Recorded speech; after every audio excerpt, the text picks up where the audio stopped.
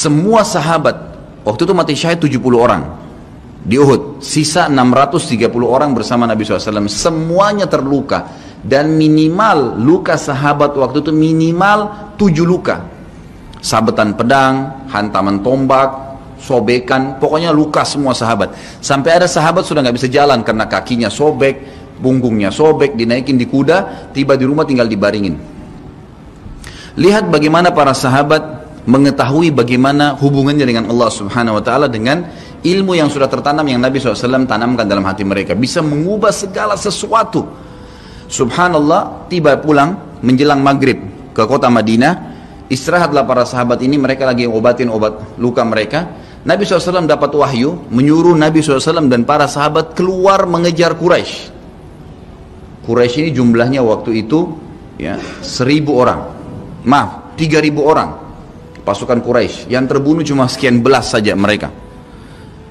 Dan mereka sudah merasa bangga dan pulang ke kota Madinah, pulang meninggalkan Madinah, karena Uhud itu dekat Madinah.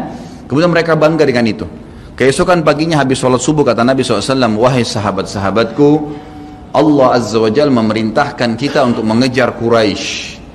Maka pulanglah masing-masing kalian di suku kalian, lalu motivasi siapapun yang ikut kemarin di Uhud, semua, mau sakit, mau enggak, mau luka, mau enggak, tapi ini luka semua nih, minimal punya 7 luka ya. Kita kadang-kadang mungkin kuku kita kecabut aja sudah susah ke masjid. Ini sabetan pedang, sobek, rusak semua tubuh mereka. Dikatakan dalam riwayat sampai para sahabat ada yang tidak bisa ngomong karena sudah kesakitan yang luar biasa. Kata Nabi SAW, semua yang ikut di Uhud kemarin keluar lagi.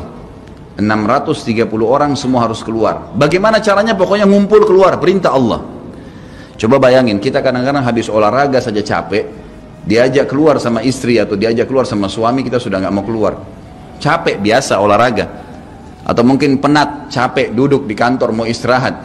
Ini habis perang, badannya disabet-sabet, diajak berperang lagi nih. Apa yang terjadi teman-teman sekalian? Pulanglah pimpinan-pimpinan suku sahabat ini, dimulai dengan Sa'ad bin Mu'adz radhiyallahu anhu, sahabat Nabi yang mulia. Luar biasa ini. Orang ini pada saat meninggal, kata Nabi SAW, goncang arsy-Nya Allah dengan meninggalnya Sa'ad. Saat pulang ke kaumnya lalu berkata, wahai kaumku, sesungguhnya Nabi SAW menyuruh kalian untuk kembali menyerang Quraisy. Pada saat itu mereka lagi kumpul saling ngobatin luka, dan di depan mereka yang saling ngobatin luka itu adalah Usaid bin Khudair, sahabat Nabi yang mulia. Ini sahabat Nabi yang satu dari Aus ini, kalau membaca Al-Quran malaikat turun dari langit dengarin bacaannya.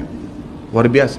Lagi ngobatin lukanya sambil dia berkata, waktu dikatakan Nabi SAW menyuruh kalian mengejar Quraisy, kata Usaid bin Khudair lagi ngobatin lukanya, sami'na wa ata'na, kami dengar dan kami patuh, ditinggalin lukanya. Lalu seluruh suku itu saling nopang satu sama yang lain, mendatangi masjid Nabi SAW untuk ikut berperang lagi. Nggak ada satupun yang tinggal. Ada yang luar biasa, saya terus terang nangis waktu dengar kisah itu, luar biasa. 2 orang anak muda Ansar, saya setiap kenang kisah ini selalu nangis, nggak bisa tahan karena luar biasa. Anak 2 orang ini belasan tahun umurnya, dan dua-duanya nggak bisa jalan, Bapak Ibu sekalian, nggak bisa jalan. Luar biasa. Sudah sobek kakinya, sobek punggungnya, bahkan dikatakan di bagian leher ada irisan, di bagian lehernya ada irisan, gitu kan. Kesakitan. Dua-dua ini diturunkan dari kuda, ditidurkan, adik kakak nih. Tapi saya tidak ingat, namanya tidak disebutkan dalam kisah, tapi ini kisah luar biasa. Dan kemarin kebetulan Imam Masjid Haram atau saya lagi umrah nyebutin kisah itu juga. Hampir satu masjid orang menangis mendengarkan kisahnya. Dia mengatakan, waktu sampai ke telinga adik kakak ini umurnya belasan tahun ya, di bawah 20 tahun. Kalau Nabi SAW memanggil seluruh yang hadir di Uhud untuk kembali berperang. Ini mereka nggak bisa jalan nih. Si kakak bilang sama adiknya, kita nggak bisa tinggal di sini nih. Rasulullah SAW sudah memanggil kita untuk menjawab panggilan Allah. Kata adiknya, bagaimana caranya kita merangkak? Bagaimana caranya kita ke sana? Nggak ada yang bisa nopang. Ini berdua lagi sakit. Mereka cuma tinggal sama ibunya. Lalu berkata si kakak, sekali saya seret kamu, sekali kamu seret saya. Mereka saling seret satu sama yang lain, Bapak Ibu sekalian, sampai di hadapan masjid Nabi SAW. Lihat bagaimana iman mereka kepada Allah Subhanahu Wa Taala, luar biasa. Dan ini tidak bisa kecuali kalau dipaksakan. Kalau tidak dipaksakan nggak bisa.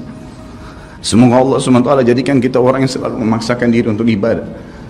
Karena kalau tidak, kita nggak paksakan, kita akan mati dalam keadaan konyol dan menyesal, karena tingkatan-tingkatan di surga akan hilang. Percuma gitu.